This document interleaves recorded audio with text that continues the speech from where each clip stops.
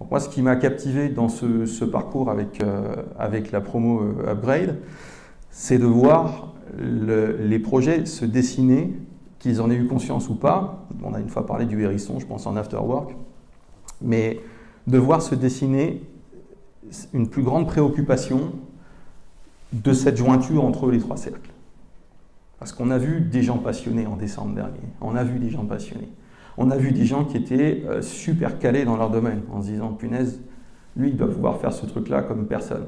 On a vu des gens qui avaient un modèle économique, mais qui n'avaient pas encore trouvé le positionnement qui allait les rendre inimitables. Ce que Denis Doshi avait rappelé aussi dans son intervention au mois de décembre, qui est le fameux océan bleu, ce fameux bouquin, cette fameuse stratégie de l'océan bleu, comment aller se placer dans un espace concurrentiel dans lequel on puisse être le meilleur finalement, cette espèce d'espace concurrentiel paradoxal dans lequel il n'y a plus de concurrence, pour le coup.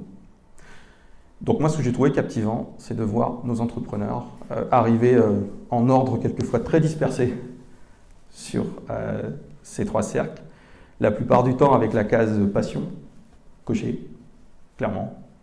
Rentabilité, par contre, difficile, pas envisagé encore pour certains, à l'étape où ils en étaient.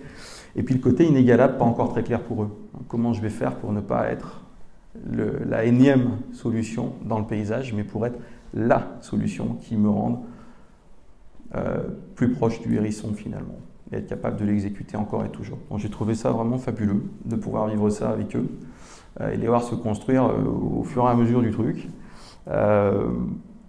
Et puis je conclurai en disant ce que j'ai retenu de cette expérience de parrainage, c'est que on devrait, et je vous incite toutes et tous à essayer de le faire le plus vite possible, on devrait constamment être en position de mentor, mais aussi de mentorer. Je trouve ça extrêmement sain. Moi j'ai aussi des gens qui m'inspirent, que je regarde, que j'écoute, et qui sont des mentors pour moi, et je rate jamais une occasion, par contre, de me pencher sur ce que je peux amener à quelqu'un d'autre qui n'en est pas encore au stade où moi j'en suis, étant entendu que moi j'en suis à un stade qui a été déjà largement dépassé par des gens beaucoup plus malins que moi, beaucoup plus puissants, beaucoup plus rapides, et que j'écoute avec énormément de plaisir. Et on devrait tout le temps, en fait, être en position d'avoir à la fois un mentor et de mentorer quelqu'un en même temps. Et j'ai pris énormément de plaisir à ça. Et j'espère que vous aurez le plus vite possible aussi l'occasion de le faire.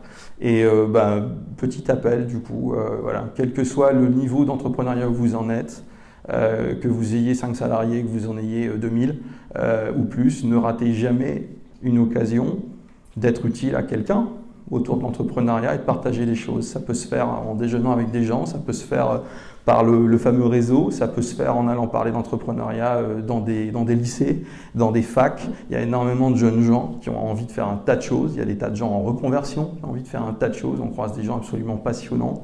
Et donc, je vous encourage à rejoindre des réseaux structurés comme Réseau Entreprendre, par exemple, dont je suis lauréat et dont je fais partie depuis maintenant pas mal d'années, et qui a vocation d'abord à accompagner des gens et ensuite à leur permettre éventuellement de devenir à leur tour accompagnateurs et de transmettre ce flambeau. C'est excessivement important de le faire. Et si vous ne le faites pas dans un réseau structuré, il y a plein d'occasions de le faire autour de vous. Voilà, je pense que mieux ce sera fait, mieux se portera l'économie et puis le mental et l'optimisme des gens en France. C'est important l'optimisme. Je vous remercie.